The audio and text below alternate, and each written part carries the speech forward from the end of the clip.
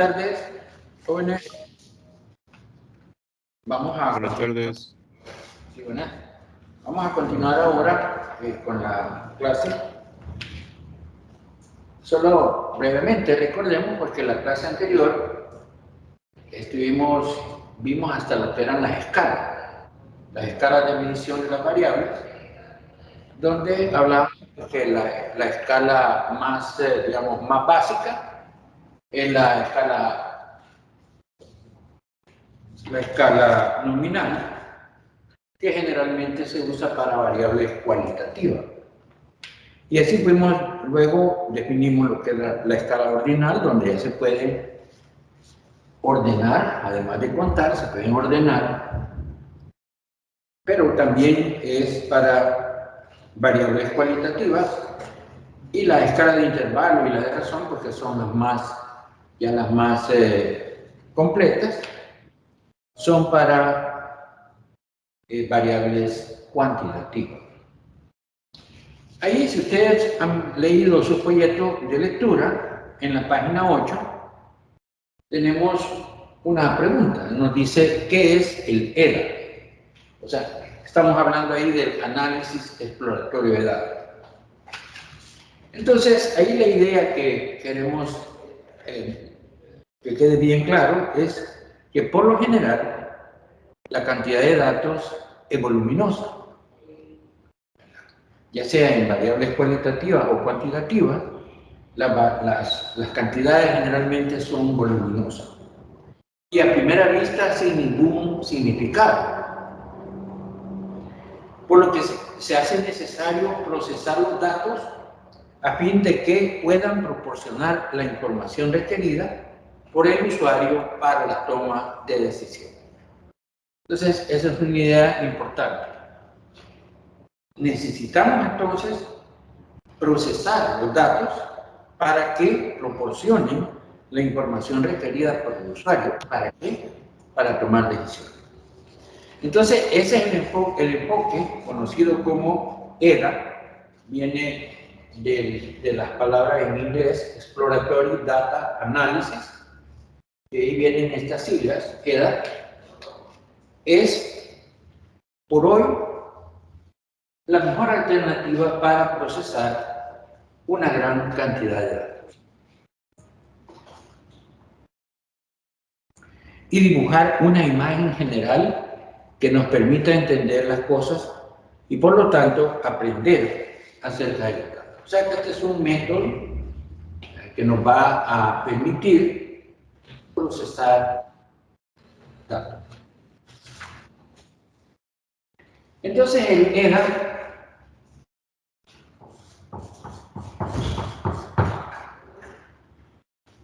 se usa tanto para datos cualitativos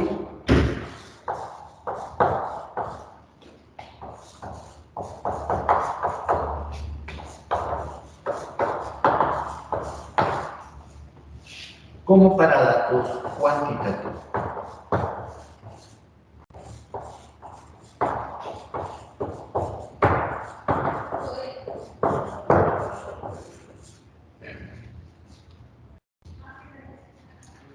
Con el EDA lo que pretendemos es organizar los datos. Lo que se busca es organizar los datos.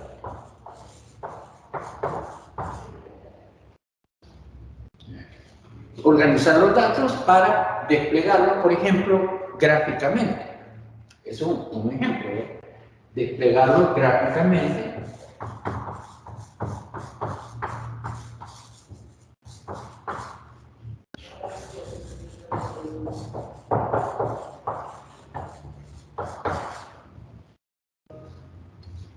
Y así pues podemos observar en forma gráfica los valores centrales que ocupan los centros de la muestra, o los valores extremos. O sea que al procesarlo, vamos a seguir acá.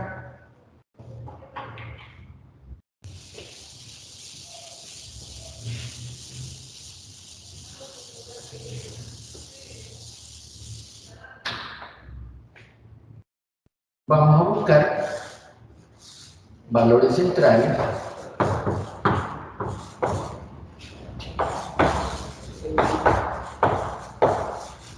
y valores externos.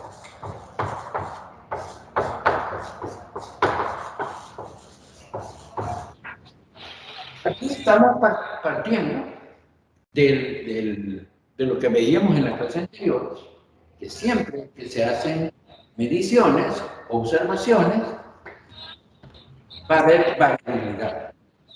¿Qué es la variabilidad?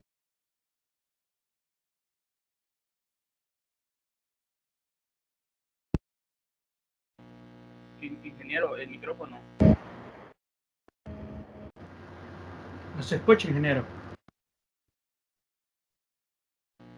Creo que he desactivado el micrófono sin querer.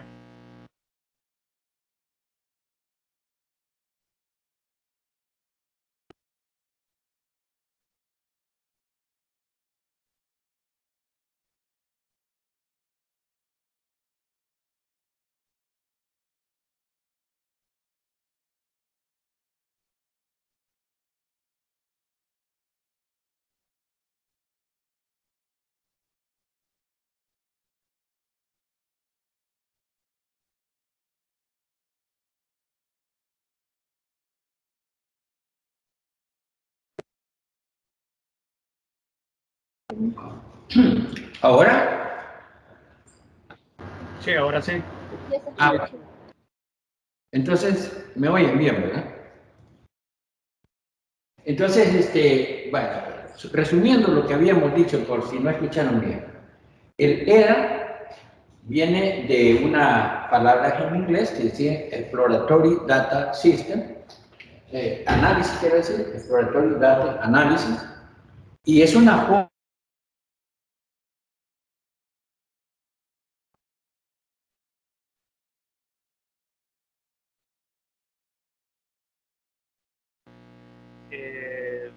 Parece que se apagó, o sea, ya no se ve ni la pantalla de lo que estaba presentando, ni se escucha, se ha desactivado el micrófono.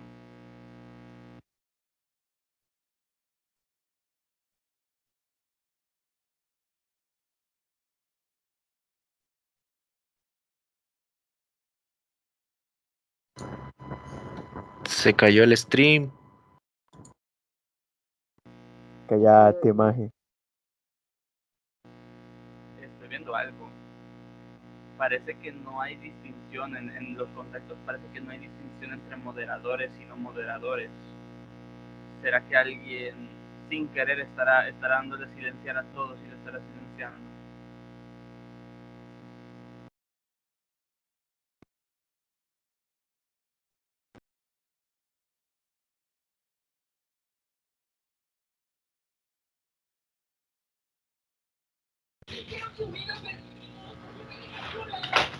Esto, no sé quién haya tenido programación 1 con el ingeniero Díaz, pero esto me recuerda tanto a la vez que estaban de graciosos sacando gente.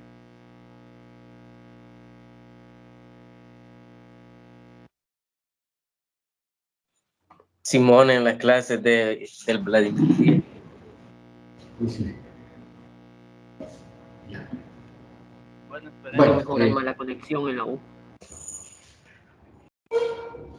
Se miran. Ya se mira, ya se mira. Bueno, sí, entonces, resumiendo lo que habíamos dicho, es que el EDA es un método para organizar los datos, ya sean estos cualitativos o cuantitativos, y poderlos así desplegarlos gráficamente. ¿Me escuchan bien? Sí, ahora sí, gracias.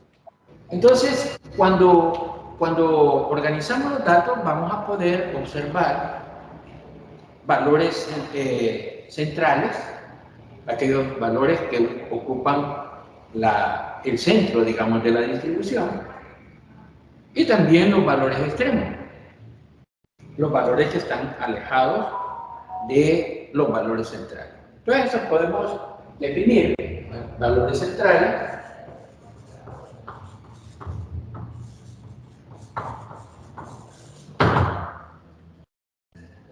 son aquellos valores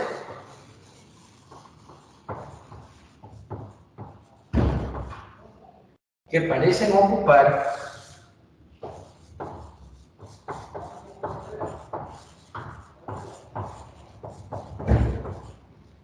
el centro de la serie de datos.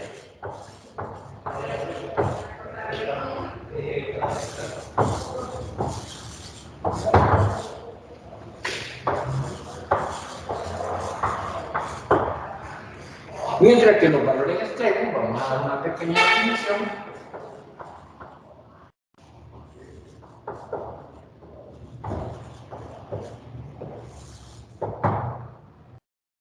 Son aquellos valores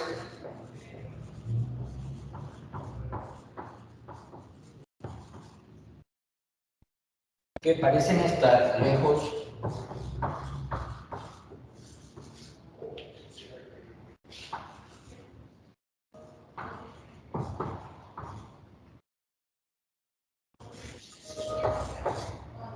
de los valores centrales.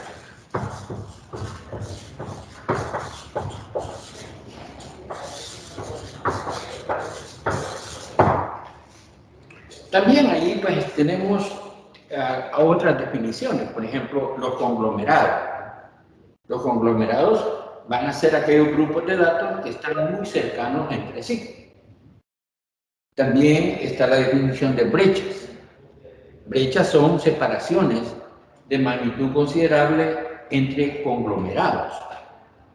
También está la definición de anomalías.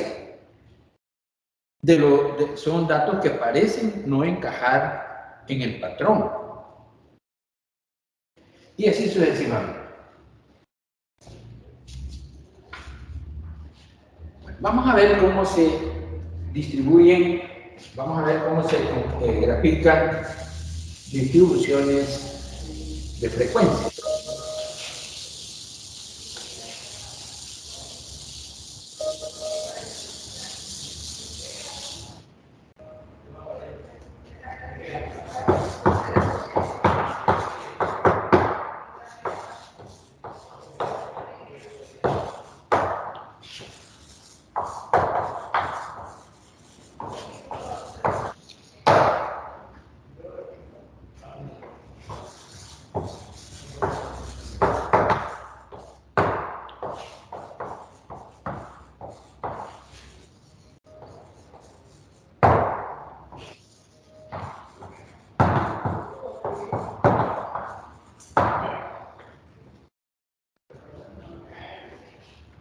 Para variables cualitativas, vamos a especificarnos, a centrarnos ahora en este momento en las distribuciones de frecuencias y gráficos para variables cualitativas.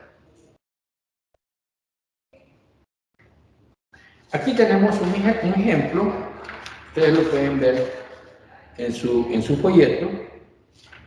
Solo voy a resumir algunos datos. En este ejemplo, la variable son el tipo de celular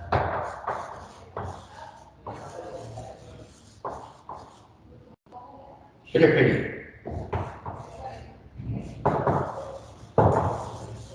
Y tenemos ahí pues, los datos. Aquí está el Android Smart.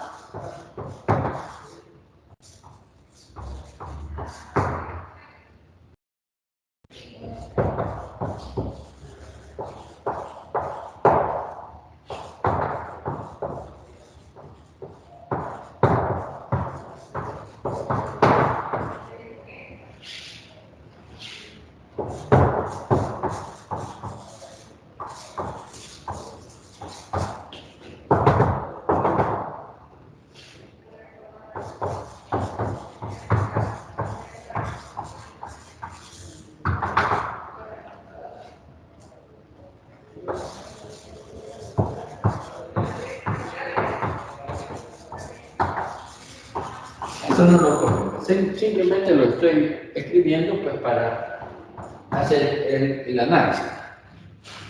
Y por último, no posee celular.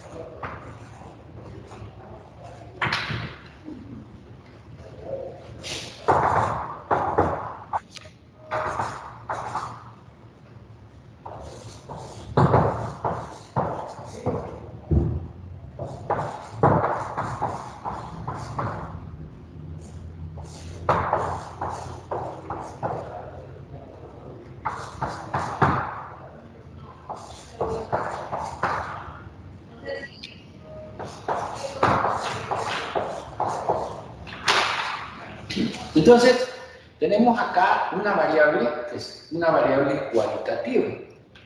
Dice el tipo de celular preferido. Y aparecen estos datos. Android Smart, en esta encuesta que hicieron, esta es una frecuencia absoluta. O sea, tenemos 458 personas que tenían este tipo de celular. También está el iPhone Smart, 437. Los que poseían BlackBerry tenían 141. Los que no poseían celular inteligente, celular no inteligente, eran 924. Y el que no tiene ningún tipo de celular era 293. Si sumamos toda esta columna, nos da un valor, una cantidad de 2.253 personas encuestadas, y con eso podemos construir esta otra columna, que es la de la frecuencia relativa, que es lo que se va haciendo, dividiendo cada valor de la frecuencia absoluta entre el total y multiplicándolo por 100. Ahí tendríamos el 20.33% tenía Android, el 19.40% tiene iPhone, el 6.26% tiene BlackBerry, el 41.01% no tiene celular inteligente, y los que no poseen pues es el 13%. Entonces ya con eso podemos hacer un gráfico de barras que nos permite entonces ya ir observando más gráficamente la distribución de los datos.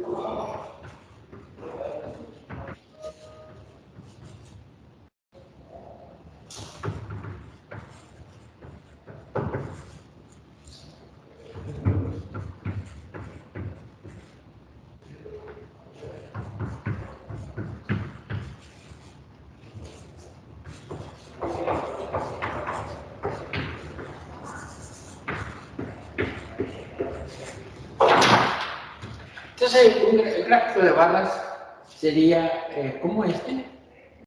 Aquí, como es una variable cualitativa, la escala vertical tiene una escala numérica, pero la horizontal no tiene escala numérica, sino que solamente es el tipo de variable que estamos considerando. Se aconseja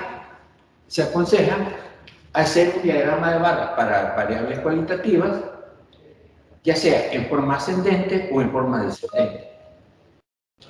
Es aconsejable para poder observar mejor la distribución de los datos. Aquí, por ejemplo, lo hemos hecho en forma descendente. El que la cualidad que tiene más valor, o sea, más número, es el celular no inteligente. En esta muestra aparece 924. Entonces, esa sería acá, esta barra de acá, y así va en forma descendente el Android, el iPhone, los que no poseen, y por último el BlackBerry. Entonces, este es un ejemplo de cómo hacer un diagrama de barras para variables cualitativas. Ustedes en su práctica de esta semana van a tener una práctica de cómo hacer, usando el lenguaje R, hacer diagramas de barras para variables cualitativas.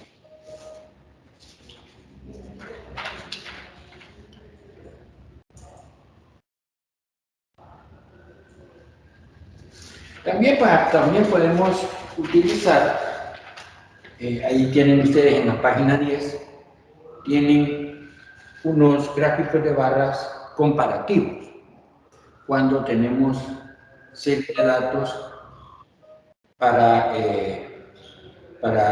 varias respuestas, por ejemplo. Ahí en la tabla 4 tienen ustedes una tabla donde aparece la respuesta y está relacionada con una computadora personal, con un celular y con un dividible.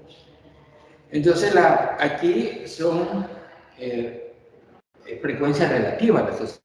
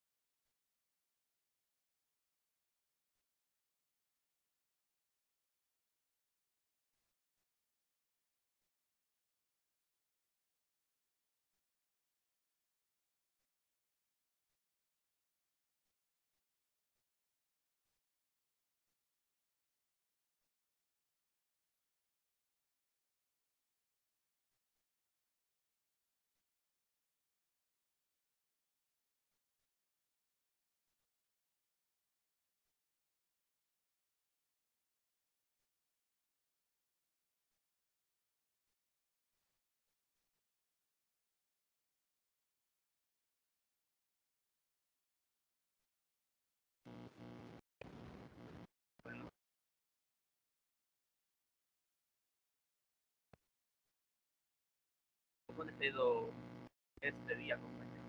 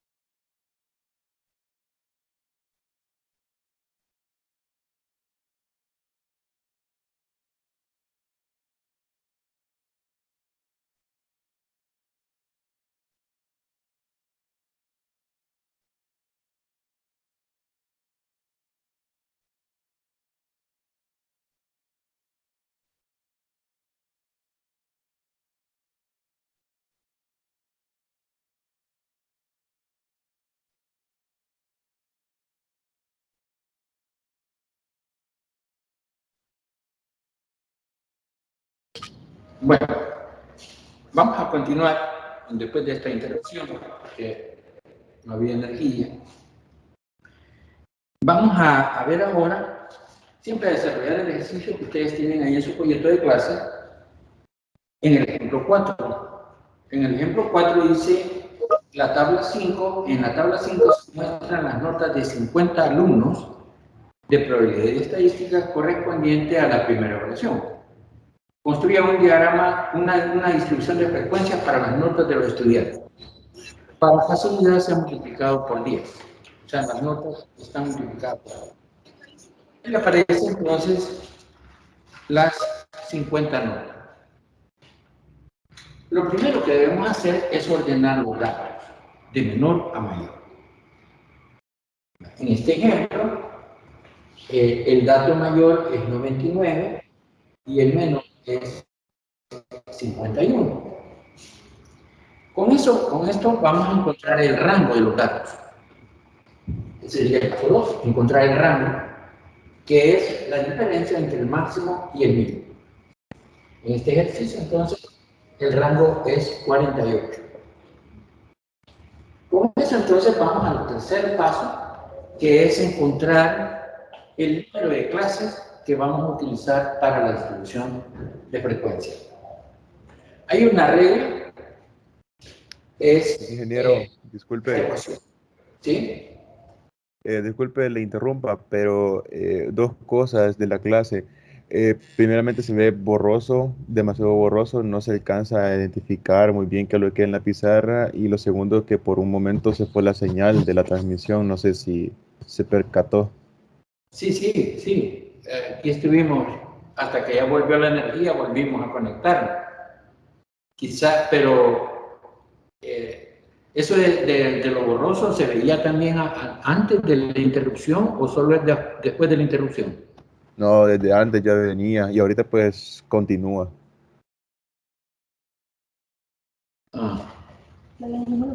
Sí, permítame, están tratando de mejorar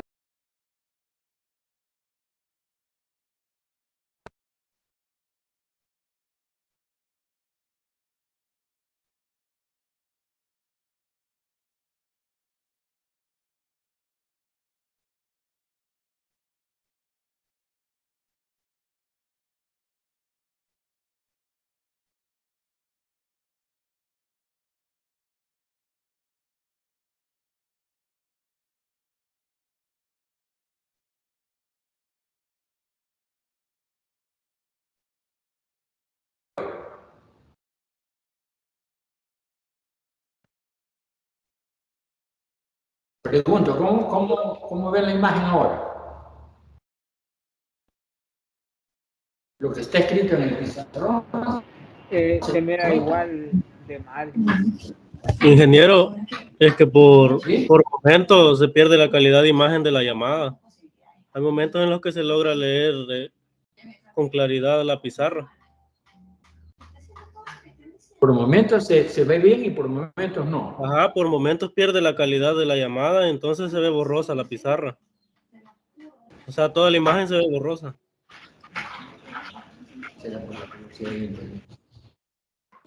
Borroso, todo trabado y hay ocasiones que incluso hasta el audio. Vamos a tratar de hacerlo.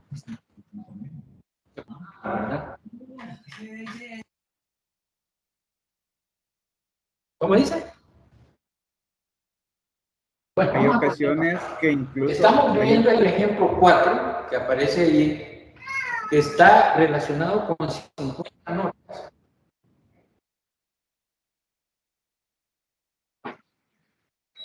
Bueno, no sé si me escucha, ¿verdad? Pero hay ocasiones que incluso el audio se traba.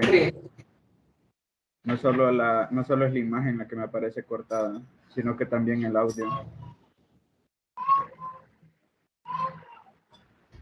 Ajá. Bueno, vamos a hacerlo el mayor esfuerzo que podamos. Tal vez vamos a ir mejorando, porque esta es una nueva plataforma, la que se está usando ahora, este día. Ha comenzado con una nueva plataforma.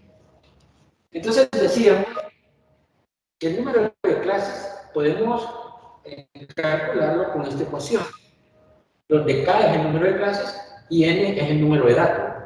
Si ustedes observan, en este ejemplo, como el número de datos es 50, entonces ponemos 2K, 2 igual 50, con una ecuación, con aplicación de logaritmos, encontramos que K es 5.64 y vamos a aproximarlo a 6.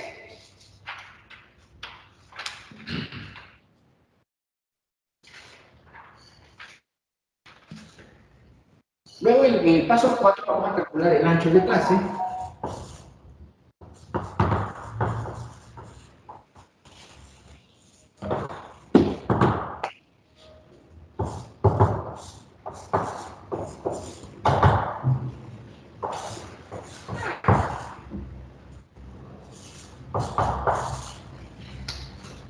¿Cómo hacemos el cálculo del ancho de clase? Dividiendo el rango entre el número de clases que vamos a utilizar. El rango ya dijimos que es 48 y el número de clases es 6. Entonces dividimos 48 entre 6 y nos queda que el ancho de clase es de 8. Vamos a tomar un valor más, 9. O sea que 6 lo vamos a dejar como 9. Esta es una recomendación que hacen en los libros de estadística para que todos los datos no se vayan a quedar fuera de alguna de las clases. Tomamos un valor mayor de 8, lo tomamos como 9. Entonces, de esa manera, tenemos esta escala.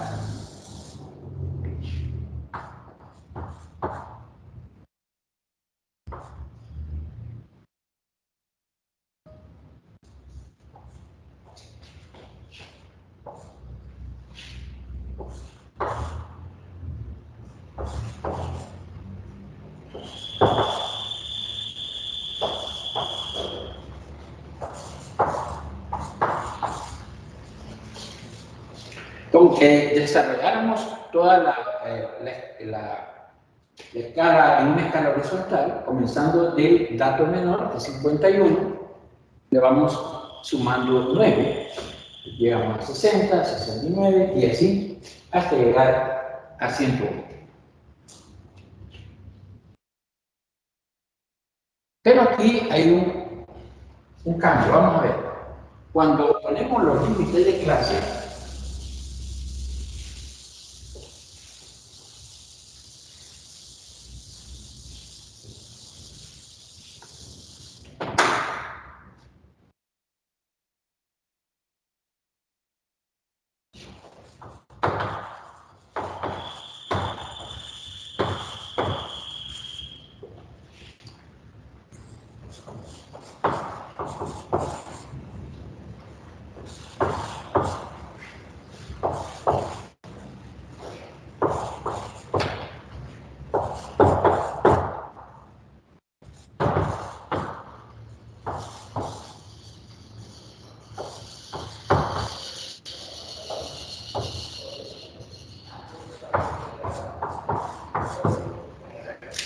ponemos entonces de esta manera. En la primera clase vamos a poner de 51 hasta 59. Luego en la siguiente comenzamos con 60 hasta 68 y así hasta llegar a 104. Y ahí entonces vamos a ir distribuyendo los datos de acuerdo pues, a cómo los tengamos.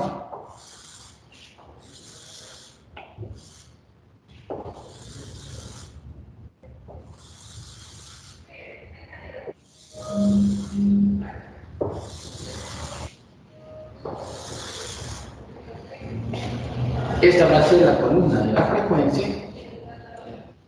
Entonces aquí vamos a ir poniendo cuántas notas están en el intervalo de 51 a 59. Vamos a ir viendo, hay 2 notas, luego 5, 11, 20, 10 y 2. Aquí pues al final la sumatoria debe ser 50. porque son 50 notas, la frecuencia relativa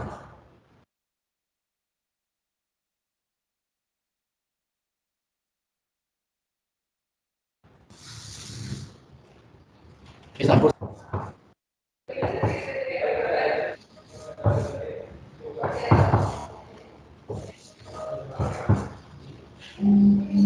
y vamos a poner la marca de clase.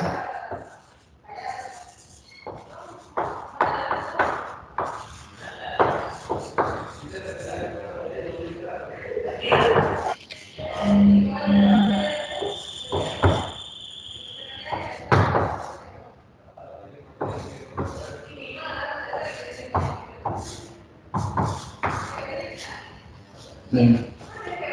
La marca de clase no es otra cosa más que el punto central del intervalo que está entre los límites. O sea, si ustedes suman 51 más 59 y lo dividen entre 2, les va a dar 55. Lo mismo 60 más 68 entre 2, 64. Estos son los valores que están en el centro de cada ancho de clase.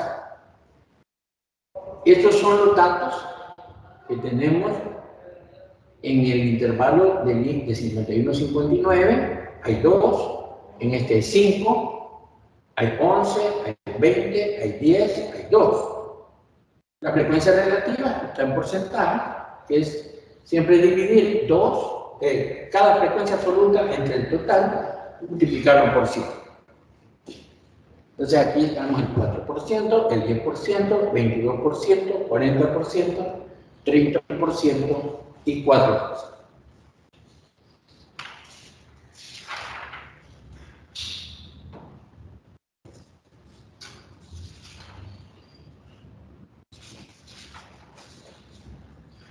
Esta ya es en forma de tabla la distribución de frecuencias.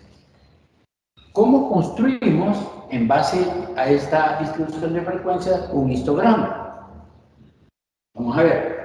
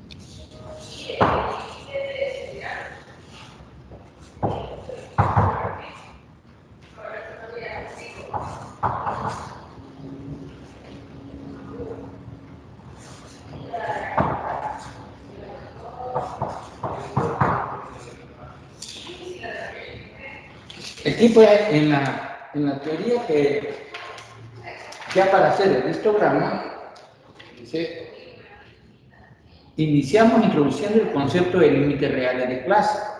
Estos se obtienen restando 0.5 a los límites inferiores de clase y sumando 0.5 a los superiores. O sea, a este se le van restando, luego 51 menos 0.5 da 50.5.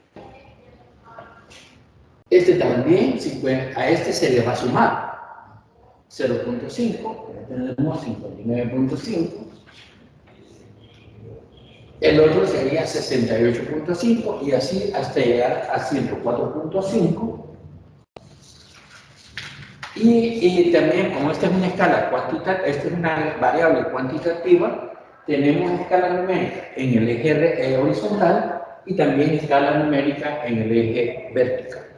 En este ejemplo, se pone la frecuencia absoluta.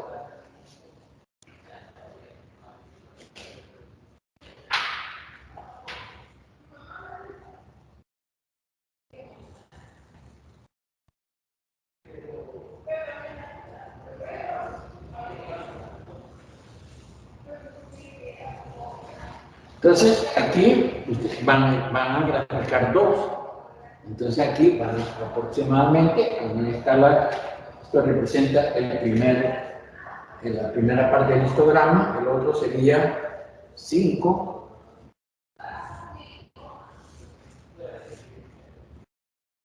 Para el otro tendríamos 11. Nuevamente por acá. Para el otro tenemos 20, sería este de acá.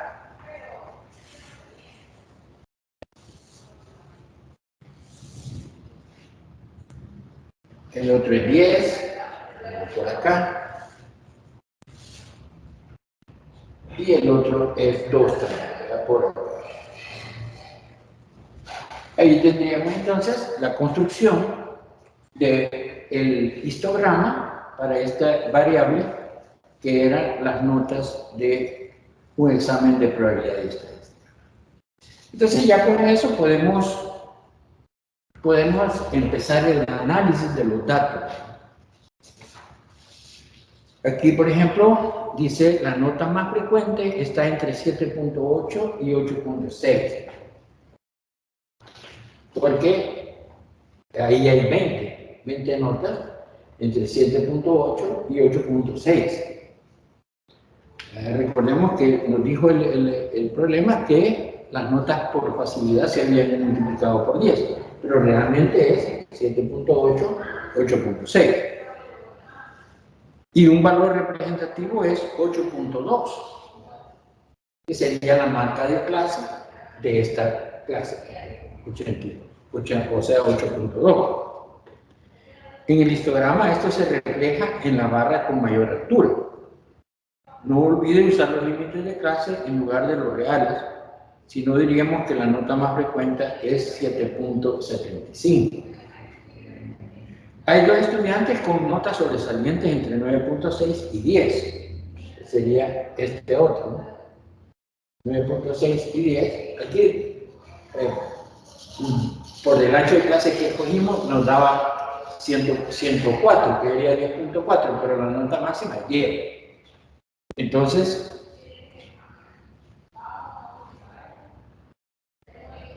casi el doble de la nota que obtuvieron los dos alumnos con menor nota. Con menor nota está los que están entre 5.1 y 5.9. También dice, si consideramos que 6 es la nota requerida para aprobar el examen, podemos decir que la mayoría de los estudiantes, o sea, 48, aprobaron el examen, lo cual representa un 96% de aprobado.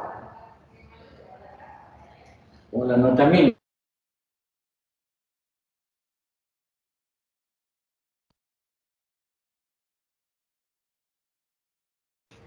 Aquí lo podemos ver en la frecuencia relativa. Esta clase tiene el 4%. Y todos los de esta clase, de ahí en adelante, han aprobado. Entonces, del 100% le restamos 4, nos queda el 96%.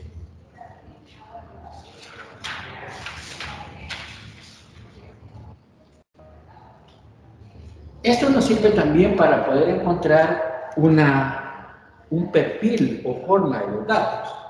Si nosotros vamos utilizando los puntos medios, los vamos uniendo con una curva suave, que son las marcas de clase, comenzando desde acá, podemos ir viendo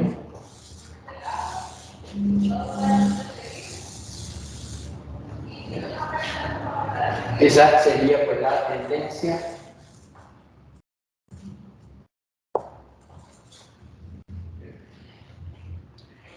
una tendencia que se le podría hacer notar a esta distribución de una variable cuantitativa.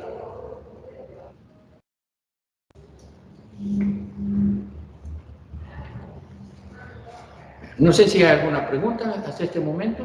Tengo una pregunta, ingeniero. ¿A qué se refería con la clase? ¿Cómo dicen? ¿A qué se refería con la clase? La clase es esto, el ancho. ¿Cuánto? Por eso le decía que en el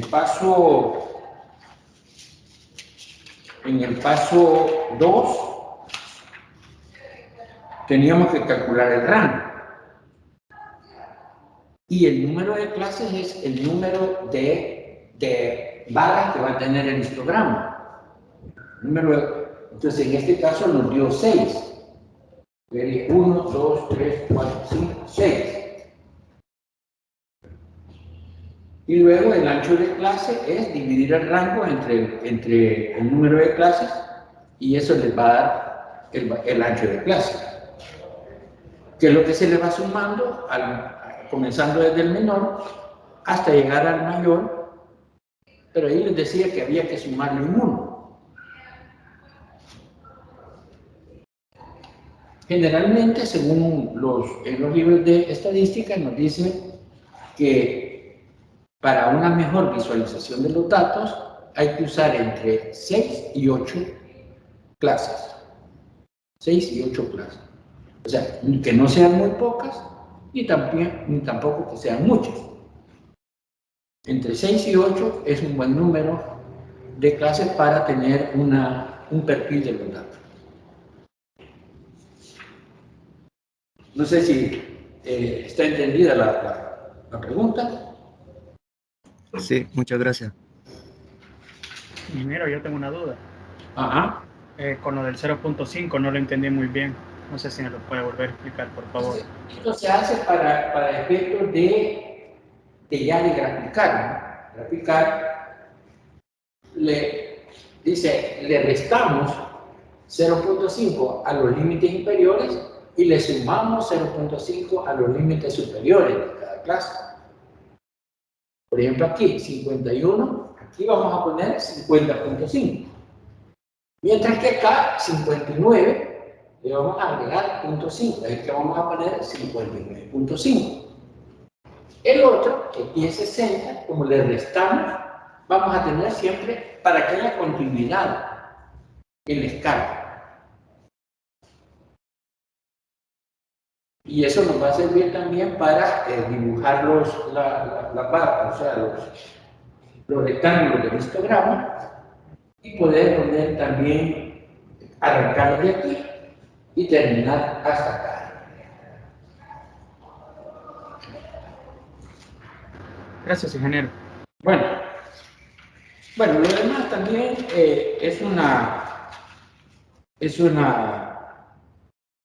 dice acá, una distribución puede ser caracterizada de muchas formas, pero para los propósitos de este curso nos bastarán algunas de ellas. Primero, el número de picos o modas. Vamos a ver.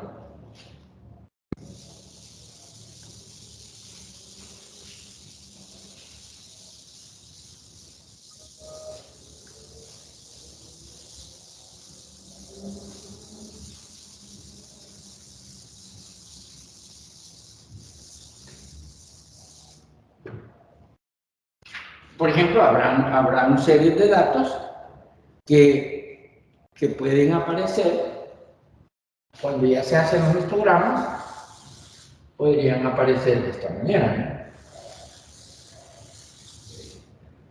¿no? Ya cuando tenemos los histogramas y hacemos las curvas suavizadas, podría darse el caso de que entonces tienen dos modas.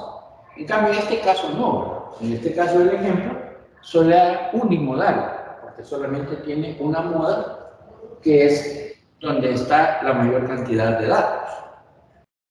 Pero podría darse el caso de dos modas o tres modas, ¿verdad? Lo cual daría perfiles de datos de multimodal. También la simetría. La simetría es importante observarla.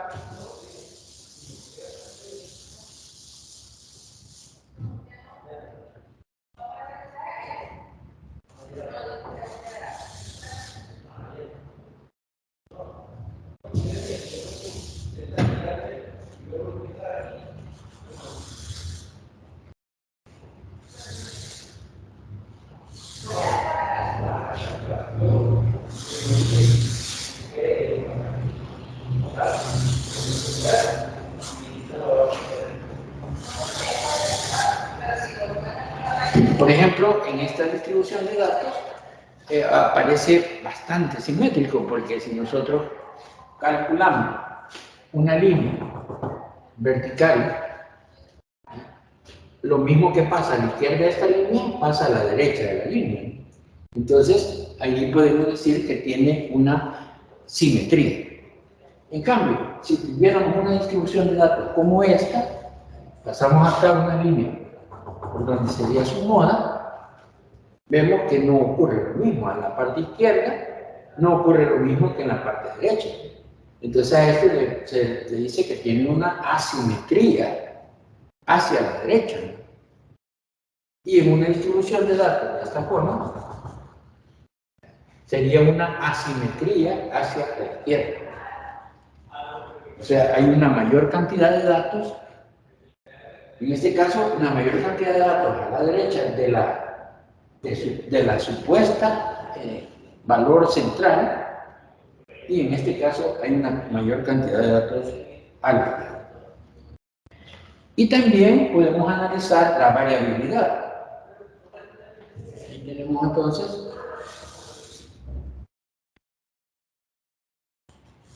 otro ejemplo.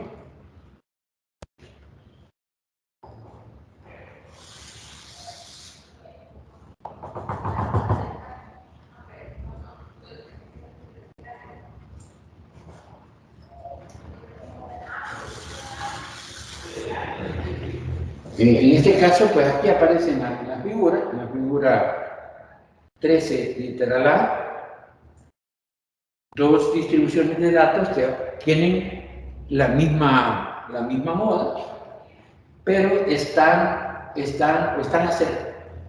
uno está más extendido que el otro. Entonces, el que está más extendido tiene mayor variabilidad. El que está menos extendido con respecto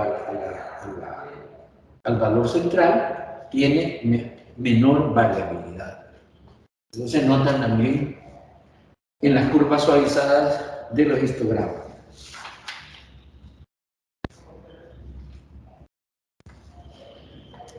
Y aquí por último hay otro ejemplo donde tenemos una distribución así y otra distribución así. Estas son muestras que no tienen la misma moda.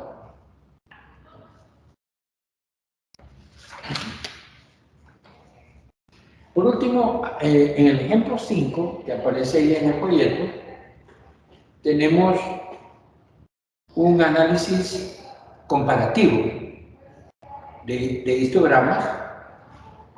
Aquí se analizan las horas en frente a la televisión por día que tienen para niños de 1 año y para niños de 3 años. Entonces ahí están los datos y se hacen histogramas por separado, y aquí nos recomienda que para poder hacer un mejor análisis usemos las frecuencias relativas. Si vamos a comparar dos series de datos, no es conveniente utilizar frecuencias absolutas, sino que utilizar frecuencias relativas. Entonces, resumiendo, en esta clase podemos decir lo siguiente. Primero, cuando se analicen variables cualitativas, usaremos gráficos de barras para representarlos en forma gráfica. En este tipo de gráfico, el orden en que se listen las categorías es irrelevante. O sea, el orden de las categorías no tiene mucho que ver, pero sí es aconsejable graficarlos en forma ascendente o en forma descendente. Y segundo, cuando se analicen variables cuantitativas, usaremos histogramas de frecuencias relativas para representarlas en forma gráfica. Las características que buscamos resaltar son el valor representativo, o sea, el centro de la distribución de datos, y su posible simetría o asimetría. No sé si queda alguna pregunta.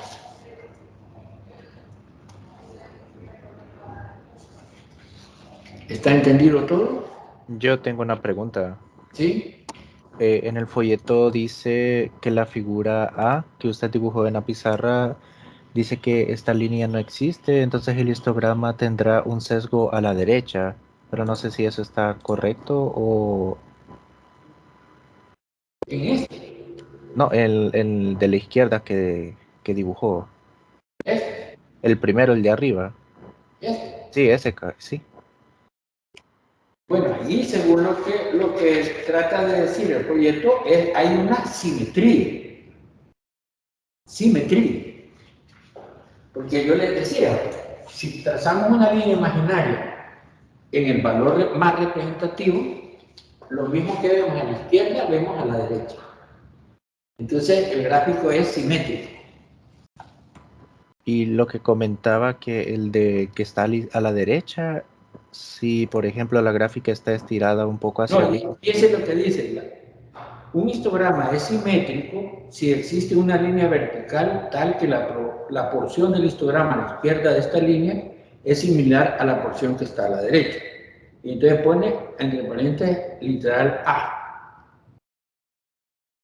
Luego dice a continuación, si esta línea no existe, entonces el histograma tendrá un sesgo a la derecha en B o un sesgo a la izquierda en C. Ah, entonces sí, gracias. Ajá. Entonces, esa era la situación. Había que identificar bien qué era lo que estaba diciendo. Bueno, si no hay más dudas, pues cerramos hasta aquí la clase.